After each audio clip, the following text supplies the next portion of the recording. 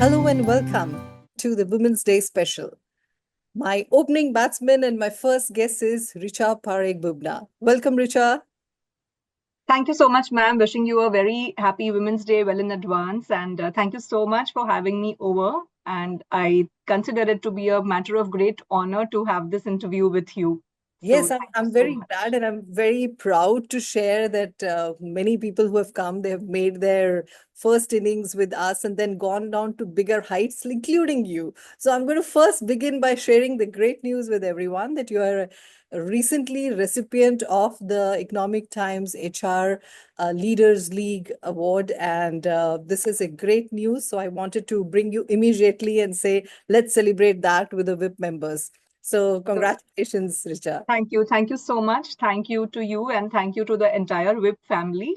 I think when the journey started, I must share that how WIP got me a little more open to share my comments, to share my views in a very safe environment and space. And I did not realize at that moment how much it was really helping me build my views and speak about things and be updated. So I'll be forever grateful to you and to the entire WIP editorial team for that. You know, the panel discussions, the two of them that you came in, you got noticed. And there were a lot of HR people saying, who's that young thing? Who's that person? I'm so And glad. you talked about your views. And I always tell people that it's nice that you start in a place which is psychological safe. People are not going to take Yes. judgments. And then you get on to the bigger platforms and other social media. So I'm really glad that you kind of acknowledge that this has been a great thing. I want to Yes. tell our members that Richa has been a human resource professional. She joined one of the country's biggest banks and then she moved to an NBFC, but then came back and has done most of the role from talent acquisitions, the business partnering role, all of these roles, and now has some time back moved into the reward function and Yes. responsible for during this bigger merger of that organization. She was one of the few people who managed that huge number of people, which goes into lakhs. And that is really a feather in her cap. And it was very nice that this has got acknowledged by her organization. And it has now got acknowledged even by the HR community. So we had to get her because this is a special time for women to acknowledge each other's, all the great things we are doing. And I just wanted to bring her to say that this is her accomplishment and achievement in the recent past and all along. So, Richard, tell me something. What Yes. did this award mean to you? And did it come as a surprise? So since this is a community where I feel very safe to be myself, I would first say that it emanated from a little bit of FOMO about becoming 40 next year. I thought that I need to do this year because it's like the 40 under 40 league. And I was thinking about it for some time, but on a day to day basis, work keeps us so engaged that I wasn't being able to bring in that discipline to really apply for it. But the thought that this is the year made me really a bit more serious about the whole thing. And I decided I'll participate. And I took the initiative to participate in this and I applied for it. So, what it meant to me was to actually, in the last couple of years, the bank has been kind enough to recognize the efforts that I've put in relentlessly. But I felt that this is a thing that will help me get on the map in the larger industry. And that was the intent of participating in this, so that the recognition is a lot more industry wide. Because HR is a space that helps us move across sectors. So, in my mind, I do have this that, why should I restrict myself only to banking through my career? At some point in time, definitely different sectors should be considered. And therefore, I thought this is a perfect platform to, begin for that. Absolutely, absolutely. What are the attributes that you think set you apart as compared to some of the other people, specifically in Uh, the HR function? Yeah.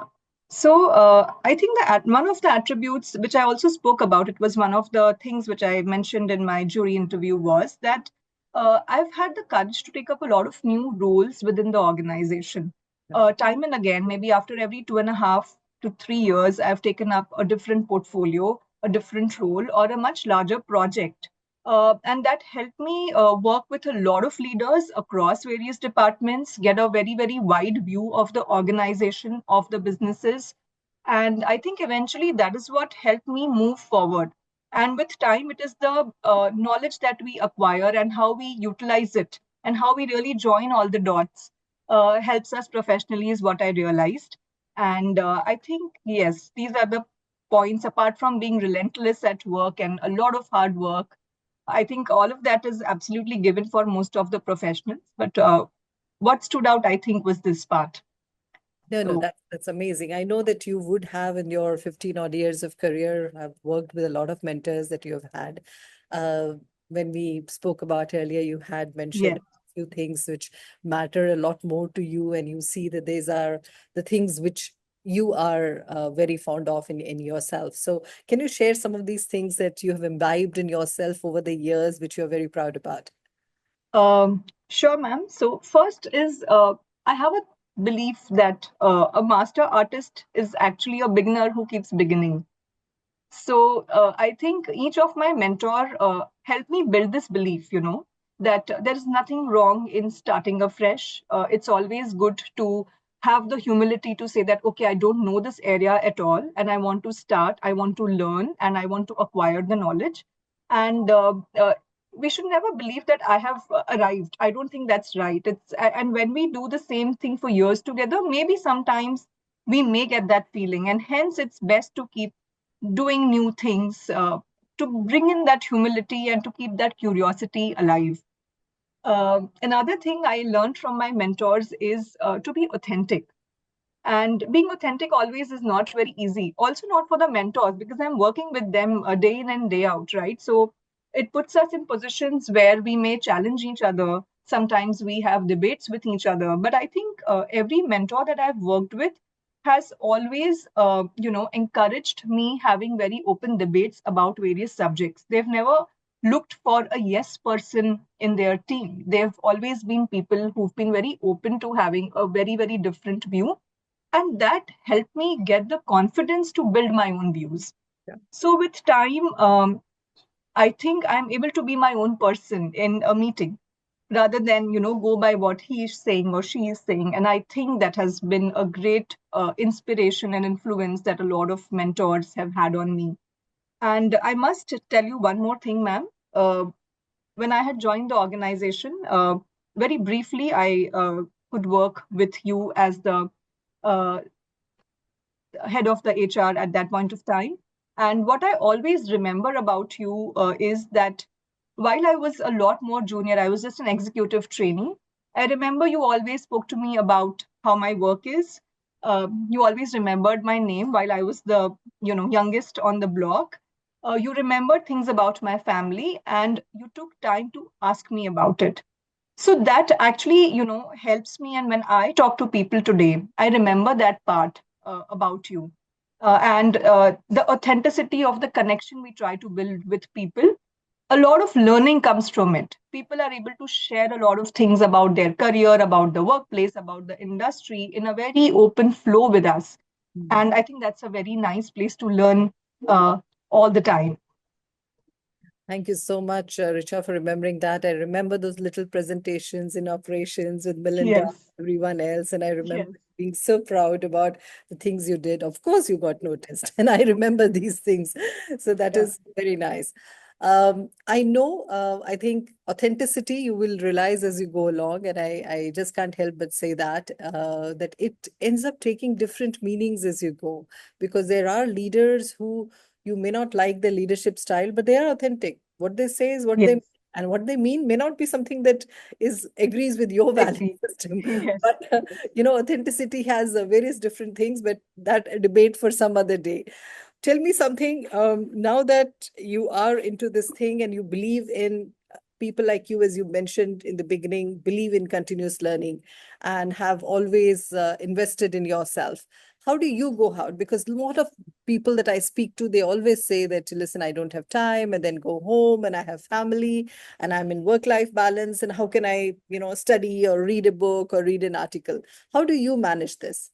So, very recently I came across this concept of something called as stealing time. So I believe it's very important to steal time whenever possible for ourselves. And that could be some very small bits. Like there are days that I decide to take a cab instead of drive because I want to read while I am on the way. So I think the way I handle this is that I take initiative to learn through various. I listen to a lot of YouTube videos while I'm on my way to work, which are various lectures of some eminent personalities. I'm a fan of Leena Nair. Yeah. I see her as a very big role model, especially because she's moved from being a CHRO to being a CEO of an absolutely different organization. So I like listening to a lot of these speeches, lectures, while I'm traveling. So that has a lot of impact, I would say. And in the last couple of years, of course, there are a lot of learning programs in the bank. And apart from that, small bits of reading. So what I do is maybe just about 15, 20 minutes a day of reading whenever possible, whichever way possible. I probably keep a discipline to do it when during the day is not very disciplined, of course. But yeah, I ensure to do it in some way. You know, Lena is a engineer and she's a rank holder at that. She's a close friend. She was a neighbor, and now also Oh, when I wow. London we meet. And she last we spoke about was it how she was finding French a very difficult language because in Unilever she was trying to learn Spanish because she had taken over a Spanish community. So if ever she come and we host us, you can definitely come and visit Oh, her. I would just so love it. Thank you so much. Yeah, yeah. Okay. So another thing which I wanted to ask you is that, every time I end up asking a lot of women about what are their success mantras and what do they think is essential to the way they live there. They have created their rituals in everyday life, which makes them tick or makes them go. What is that for you? The first one is I typically always, it may sound cliched, but it has worked very well for me. Is I start my day with a lot of affirmations. I always start my day with affirmations and a small prayer. I think it helps me keep my belief on. The days that I feel are the most tough, sometimes balancing work with family, or the day that I feel is going to be very tough at work, probably I will just read a Hanuman Chalisa, which helps me to keep going. So I would say my success mantra is just do it. And to do it, a lot of affirmations and prayers and gratitude that help me keep going to just do it. That sounds really lovely. I Yeah. see that you're able to do this and your husband celebrates in all the highs that you have as well. And that I Yes, appreciate. I'm really blessed and lucky to have a great spouse and a very, very amazing family. My parents, my mom-in-law, who've always been ever so supportive. And I must mention one more thing. My mother-in-law is someone who did her studies in dietetics at the age of 58. It was after I got married, and now she's working with three hospitals as a practicing dietitian. And she's quite an inspiration for me because even at this age, she was always the first ranker in her class because she always believed in being the first ranker. And so I think there's an environment around me that Course. really helps me. For you to Uh, thrive, you need to have women around you, men around you who are very supportive of, and they yes, take pride in the fact that you're doing well. And, when we are happy and we're surrounded with love and people who light up when you reach there, yes, we also radiate that energy absolutely. people bring in. I remember Nanki was just 18 months to 2 years when the first merger I was managing with Times Bank of the bank I was in, which was Yes. at that point in time. And Inder would make it exciting, even if I was coming at 10:30 and have a bouquet ready there and saying, Mommy is coming home. Oh, wow, that's so Was lovely. like, she was so little and she would totally joyfully be up and not sleep. And so when I see those movies with saying it's past your bedtime, I feel so guilty because we never had a bedtime for Yeah. Nanki. I would tell the people that make her sleep in the afternoon so that she is up after And she you're able started to going to meet her. yeah, Yeah. after she started going to proper school, obviously it changed, but for a large part of her schooling, she was always up to see mama. So, and I can't tell people that, why were you working late? We were working late most of the Yes, time. yes, yes. It is a lot of hard work. Okay, so one of the final things which I want to tell you is that what are the goals that you have in front of you as you move on to rest of this year and the coming years? So I think I'll talk about the much larger dream or goal which I have. Maybe for the next 1 year, I'm yet to really articulate it. But the larger dream that I have is that I want to be a CHRO at some point in time of a very large organization. And I think most of my actions, decisions, learnings typically are in that direction. Yeah. So what I do in a year evolves towards this particular dream and goal of mine.